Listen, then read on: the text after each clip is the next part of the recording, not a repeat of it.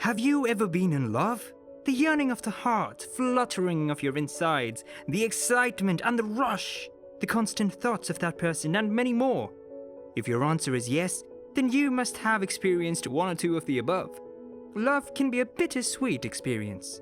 On one side, there is the mushy feeling and excitement, the joy of finding someone to love and cherish, and on the other side is all the work and effort, the pain and heartache that comes with the love package. Sometimes, or should I say most times, we cannot help loving people. It just happens automatically, and before we realize it, we are caught in a web we cannot escape. Yet, as powerful as love is, there are things, circumstances, and events that can reduce the amount of love you have for a person or cause your once glowing embers of desire to become reduced to nothing but cold ashes. Well, nobody wants to get to this point. So let us go back to the beginning, the whole process of falling in love. One of the major features by which you know you love someone is the frequency at which you think of that person. If they do not matter to you, you probably would have no thoughts whatsoever about them, but when they are constantly on your mind, then something is up. They just happen to pop up in your thoughts every time, while watching TV, doing the laundry, spending time with friends, and even in your prayers. You find yourself smiling and wondering what they would be doing at that moment, and gradually, they become a part of your life. You want to spend more time with them, rather than just fantasize about it. You are always calling or texting each other, buying gifts and making promises. Love is already in full gear, and even when you try to restrain yourself, you are far too gone to stop loving that person. Your heart has become too attached, and you cannot help yourself any longer. While we do not usually question the reason for beautiful happenings, we sometimes wonder, why can't I stop thinking about this fellow? Why are they always in our thoughts and on our minds? Let us go back to the author of love and see from God's perspectives the reason for this. Number 1, love has no reason. Sounds strange, right? Well, it is the truth, and though many factors can affect a person's ability to love or the amount of love a person can give, the truth is that we cannot identify a singular reason as to why we love people in the first place. Just do a brief survey of couples who are truly in love and ask the reason they love their spouses.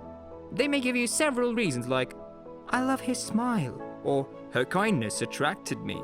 But deep down within, they cannot tell the real reason.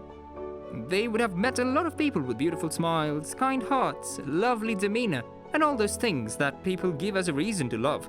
Yet, they fell in love with that one singular person. It is a matter of the heart, and most times cannot be reasoned logically. We are not alone in trying to understand the mystery that surrounds love. Even David had to ask in the scriptures in Psalm 8 verse 4, What is man that you are mindful of him, and the son of man that you visit him? For you have made him a little lower than these angels, and you have crowned him with glory and honor. You have made him to have dominion over the works of your hand. You have put all things under his feet. Is this not what we do when we are in love? We constantly think of that person, visit them, give them a space in our hearts, and make them a priority in our life. If anyone understands love at all, it would be God himself. And that is because God is love. 1 John chapter 4 verse 8. Check through the love chapter in 1 Corinthians chapter 13 and compare it to the love of God. He is patient, kind, bears all things, and endures all things. He loves us unconditionally. Yes, he loves us not because of anything we have or have done, and not because of anything that we give to him. Even before we knew him or came to accept his love for us, he already loved us, and when we reject him, hurt him, and turned against him, his love for us did not change towards us. This is the highest level of love that can ever be experienced by man. And though our love is not as perfect, there is an element of this unconditional love in man, and that is why you cannot stop loving or thinking about that person. Even when you are hurt and broken, you still cannot help loving that person. That you feel hurt is a function of your love for that person. Now, because of the partial conditional nature of man's kind of love, there are other reasons and factors that influence your love for a person, and we shall discuss them next. However, the first reason you cannot help loving a person is that love has no reason. It loves despite all. Number 2, they satisfy your basic needs. Everyone has basic needs and expectations in a relationship.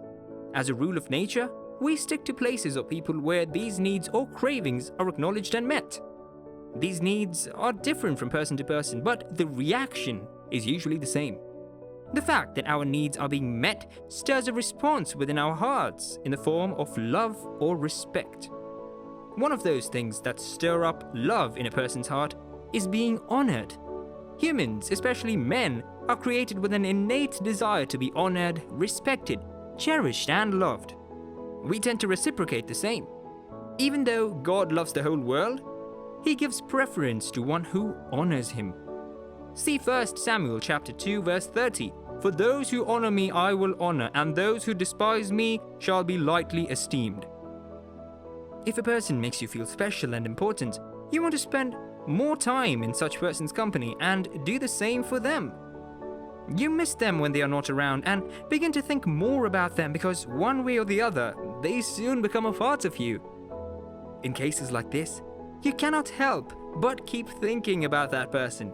You simply cannot help falling in love with them, and it becomes even more difficult to stop once you are already involved. Number 3, you can envision a future with them. When a man pursues a lady to be in a romantic relationship, there is persistence and confidence with which he does so. This is usually because he has a vision of what he wants and what life would be like together with that person. He has seen things that he desires and is willing to pursue them with all he has. In the same vein, when you have a certain person in mind who you want to spend the rest of your life with, there is every possibility that you keep thinking about them. The more you think about them, the more you fall in love with them.